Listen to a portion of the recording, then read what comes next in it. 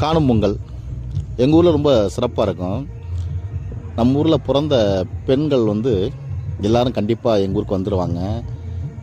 சாமி அழைச்சி கடவுளை வணங்கி அப்படியே ஊர் மக்கள் எல்லாருமே ஒவ்வொரு வீட்டுக்காக போயிட்டு மாடுகளை அவிழ்த்து அந்த விழா பார்க்குறதுக்கே ரொம்ப சிறப்பாகவும் ரொம்ப இயல்பாகவும் இருக்கும். நீங்கள் பார்க்குறது தான் உண்மையான யதார்த்தமான ஜல்லிக்கட்டு. இதில் வந்து எந்த ஒரு உள்நோக்குமே இல்லை. ரொம்ப வெள்ளந்தியான மனிதர்கள் கூடி இது மாதிரி வீடுகளுக்கு போயிட்டு மாடுகளை அவுப்போம்.